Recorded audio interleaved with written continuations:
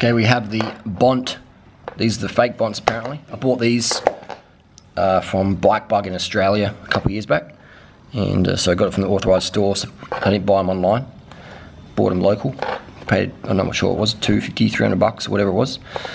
Not cheap, but apparently fake. I've got to glue that back up. It comes off and done every few months. And the sole's sort of worn out, so I stuck a bit more rubber on there. Put a bit of shoe go on there.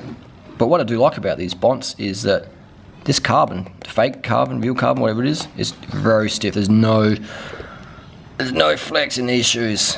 No flex in these shoes. This is fantastic. So this is from a Bike Fit.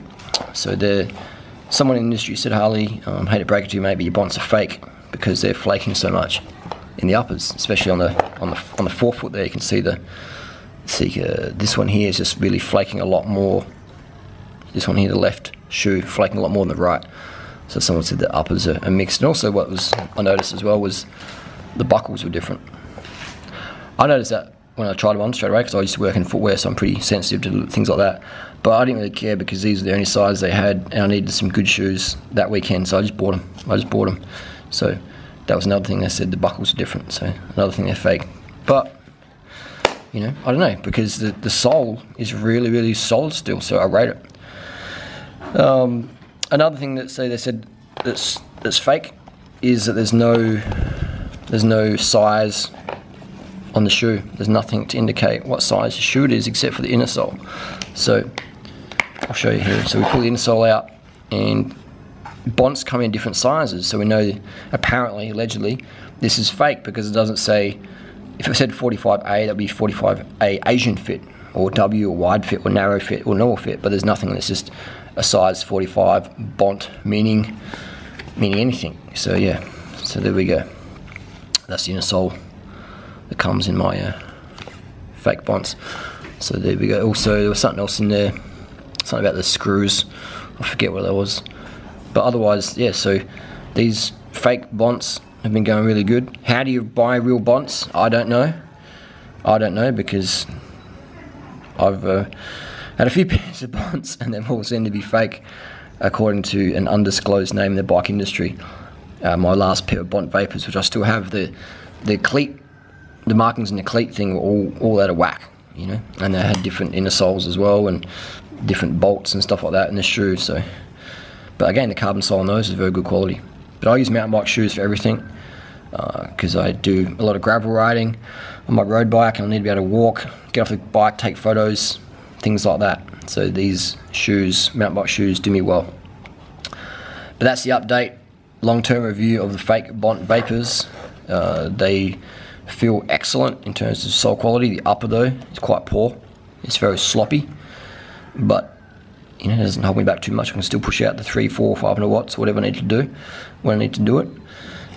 So there you go. And I have my cleat twisted like that because I have my heels in, so you angle towards your big toe. It means your heels will be, I pedal like this, heels in.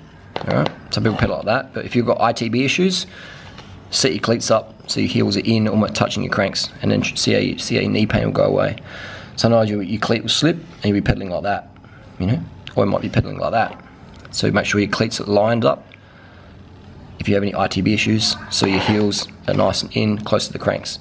And pay attention to your own bike setup, pay attention to your girlfriend or your boyfriends or your kids or whoever, or your training buddies.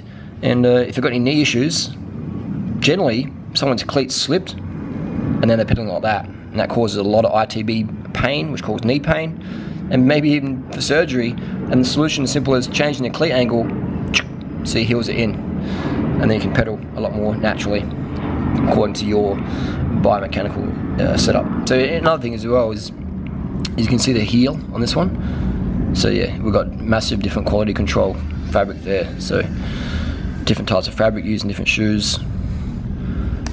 So there you go, it's the durability. Still working, just the cosmetic ugliness. The uppers are quite sloppy. They are eventually going to fail on me, so I'll probably have to get another pair of shoes. Maybe go try City. City don't seem to be as many fakes as Bont. I do like the Bont concept though. I like that wide stuff and the custom model. I like that, but I just finding authentic Bonts after buying a pair, you know, from a brick and mortar store twice, not just once but twice, and getting fakes, it does make me lose lose not trust, but I guess it's trust in the brand. I want to believe in it, but there's not be much support either. If you do have a problem, they don't really want to know too much about that. So anyway, first world problems. Durinitis first world problems. They're still got plenty of life left in them. So that's the story of mild Bont Vapors. If some of you are asking an update, and there you go.